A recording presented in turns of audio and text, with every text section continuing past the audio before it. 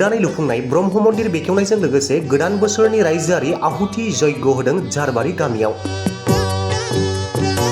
दिनै बैसाग दाननि गिबि अक्ट' थामहिनबा बर'फोरनि देरसिन रंजाथाइ फोरबो बयनिबो आंगोनिबो आंगो रंजालि बैसागु फोरबो।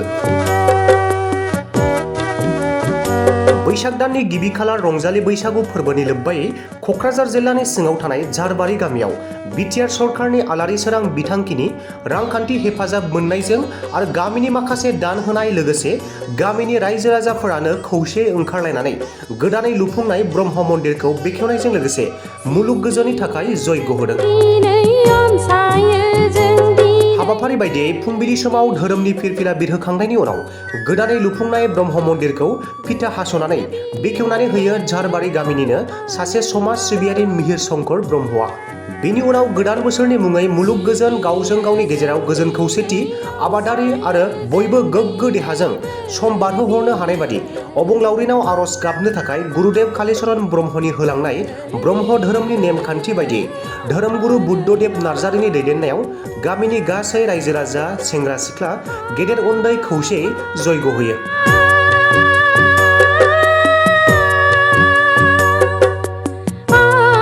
यज्ञ हाबाफारिया जोबनायनि उनाव गामिनिनो फोथाराव ब्रह्म धोरोमनि सायाव मोनसे सावरायमेल खुंनाय जायो। सावरायमेलाव हांख्रायजानाय बायदियै बाहागो लाफैनाय ब्रह्म धोरोमनि जिल्ला थाखोनि माखासे धोरोमगुरु गेदेमा दैदेनगिरिफोरा ब्रह्म धोरोमनि गायसनगिरि गुरुदेव कालीचरण ब्रह्मनि सान्थौ आरो सानस्रिखौ गुवारै फोरमायनायजों लोगोसे ब्रह्म धोरोमनि गासै नेमखान्थि आरो आसारखान्थिफोरखौ फोरमायना होनानै गामिनि रायजो राजाफोरनि गेजेराव गोजोन न'खर दानाय, न'खर सामलायनाय आरो समाज फोसाबनायनि थाखाय मावनो गोनां खामानिफोरनि बागै बेसेन गोसा सुबुरुन होयो। बे समाव झारबारि गामिनिनो गामि बेंगिरि सिलाराय बसुमतारिया गोदान मन्दिर बेखेवनायनि सोमोन्दै मा फोरमायखो खोनासंदो।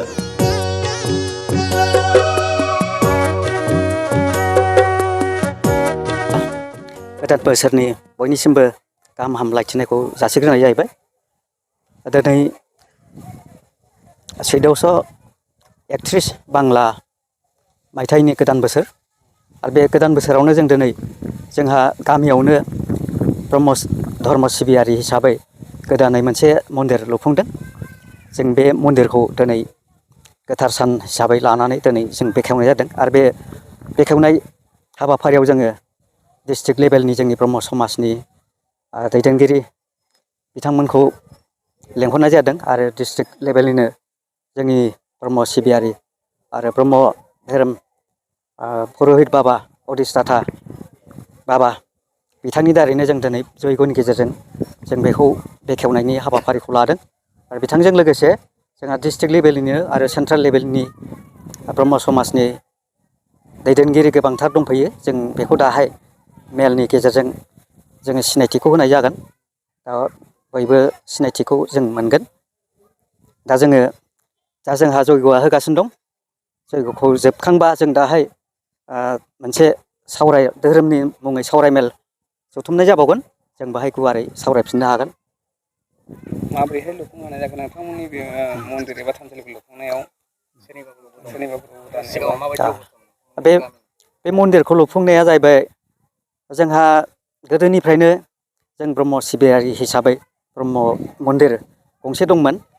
जोंनि आगुनि दैदेनगिरि बिथांमोनहा बे मन्दिरखौ गायसननानै गालांदोंमोन, नाथाय गोबां बोसोर जाबोबाय आरो बायबायमोन। दा बेखौ दानि जोंनि दैदेनगिरि बिथांमोनहा इयुन जोलैनि बिथांमोनहा बे फुराना मन्दिरखौ बे बायनायखौ जोङो लुफिननो थाखाय जों जानजि खाफ्रानानै जोङो मोनसे सिद्धान्त लानाय जादों। बे सिद्धान्तआनो जाहैबाय जोंहा जिहेथु जों मन्दिरखौ नांखागौ, बे हिसाबै गामिनिफ्रायनो जा एसे हायो बे एसे सोरबा एसे बारा होलायनानै माने गायसनजेननायखौ खालामदों। आरो गायसनजेननाया जाहैबाय जों बाहाय माने खुनु बाहेरानि मिस्ट्रिफोरखौ हमनाय जायाखै। जिहेथु जोंहानो गामियावनो माखासे गथ'फ्रा सोरबा बांगालराव थांनानै सोरबा केरेलायाव थांनानै एसे एनै मिस्ट्रि खामानिफोरखौ सोलोंनानै फैनाय दङ। दा बिथांमोननि थ्रुयैनो जोङो गामि हलैनो ओंखारनानै बे रोंनायफ्रा एसे दैदेनबाय, रोङैफ्रा मावफाबाय। दा गामि हिसाबैनो जों श्रमदान हिसाबै गायसनजेननाय खामानिखौ मावबोदों आरो बेजोंनो लोगोसे जोंहा बेखौ जों थांनाय बोसोरावनो गायसनदोंमोन। ओमफ्राय देग्लाय दिनैनि दिनाव जों बेखेवनो हाबाय। बिनि गेजेराव जोङो मन्दिरखौ नांथारगौ हिसाबै आरो फुरानायाथ' बायखाबायानो, बे हिसाबै लुफुंथारनांगौनि दरखार जानायाव सोरबा एसे एनै डनार हिसाबै आगयदों होदों, सोरबा 20,000, सोरबा 30,000, सोरबा 10,000, 5,000 जाखिनि हायो बिथांमोना होदों। आरो सोरबा सिमेन्ट एसे, सोरबा बाला अन्थाइ गंसे बिदिनो दान होलायदों। बेबादिनो जों दिनै बेखौ जों लुफुंनो हाबाय। आरो बेनि गेजेराव जों बुंनांगोन दानि बिटिआर गभर्नमेन्टनि फ्राय जोङो आलारि सोरां बे बिथांखिनि मुङै जोङो 2 लाख थाखाखौ जों मोनदों। बेबो जोंनि थाखाय बिराद गिदिर मदद होनाय जादों आरो दा दिनै बेजोंनो जोङो बे मन्दिरखौ जों आबुं महरै जों लुफुंनो हाबाय। जोङो दिनै बे गोथार बेखेवनाय हाबाफारि जों बेखौबो खालामनो हाबाय आरो। गामि जौगाखांनायनि थाखाय सरखारनिसिम माबाफोर खावलायनांगौ? गामि जौगाखांनायनि थाखाय जों दा बेखौनो बुंगोन, जोंहा सिगांनिफ्रायनो जिहेथु जोंनि गामिया बे ओनसोलखौ नायबोबाय थाग्रामोन आरो बे ओनसोलनिफ्रायनो फ्राय बुंनो थाङोबा माने माखासे दैदेनगिरिफ्राबो ओंखारलाङो। धोरोमनि बेलायावबो जोंनि बे गामिनिफ्रायनो ओंखारलाङोमोन। नाथाय जोङो मालायखौ नायै नायै जोंहा दिनै लामानि खेथ्रआव जोंहा माने उन जादों आरो। खिन्थु खाथि खालानि गामिफ्रा फ्राय जौगानायाव आबुं महर मोनबायमोन। दा नैबे जोंनि गामियाल' एसे थालांदोंमोन। दा बेखौबो खाफाल मोजां, जोंहा बे गामिनिफ्रायनो जोंहा सासे दैदेनगिरि सासे ओंखारबाय। दा बिथांनि मुं थ्रुयैनो जों दा बे नैबे गोदान लामा लुगासिनो दं। बिथांनि मुङा मिहिर शंकर ब्रह्म। मिहिर शंकर ब्रह्मनि दारै नैबे लामाखौ जों दा मावगासिनो दं। आरो बे लामाया जुदि आबुं जाजोबोबा जोंहा बै औगुरि आरो गेन्दुगुरि खालासि बेजों माने कानेक्सन जागोन बे लामाया। आरो थांलाय फैलायाव जोंहा गोबांथार सुबिदा जागोन। जों दा बेनि थाखाय जों मिहिर शंकर ब्रह्म बिथांनिसिम जों साबायखरखौ बावदों। आरो लोगोसे जोंहा नैबे मन्दिराबो एसे जौगानायनि खेथ्रआव जोंहा एसे खामानि दंबावो। जों बे मन्दिर होनोबा जोंहा एसे बिफां लाइफां आरो बिबारफोर गायनांगौ दं। बे हिसाबै जोङो वालनि गोनांथि दङ। आरो मन्दिर बाउण्डारि बे वालानो जाहैबाय आरो बेखौबो जों बिथांजों रायज्लायदों। बिथाङा एसे खोथा होदों दे आं नाजागोन आरो खम समनि बिथोरावनो आं बेखौ बेब'स्था खालामना होगोन होनदों। दा बे जायोबा जोंहा माने जौगानायनि खेथ्रआव जोंहा खोब माने आवगायगासिनो दङ।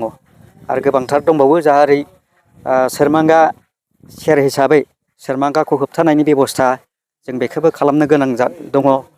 आरो बे सोरमांगा नैबे लामा दोंसेजोंनो फ्राय जोंनि माने 20-25थासो गामिया नैबे दैज्लां जायोबा माने नैबे दोंसे लामाजोंनो मैसो मोसौआ होबोनानै बै सोरमांगा सेराव गुमैजोबो आरो। ओमफ्राय दाथ' नैबे ससेया जाजोब्बाय। आरो बै सोरमांगा सेराव आरो मोनसे दालां दंबावो। बे गांसो फोथारसिम सहैनो थाखाय बे दालांनि थाखाय एसे उसुबिदा जागासिनो दं। दा बे दालांखौबो जोंनो नांगौ। दा बे दालांखौ जाहाथे लुफैना होयो बिथांजों मोजाङै एसे सावरायदों। दा बिथाङा बेफोरखौ मावजोबना होयोबा जोंनि गामिया फ्राय गोदान महर मोनसे आदर्श गामि बेखौ जोङो मोनगोन। जों बेखौ आसा खालामदों आरो।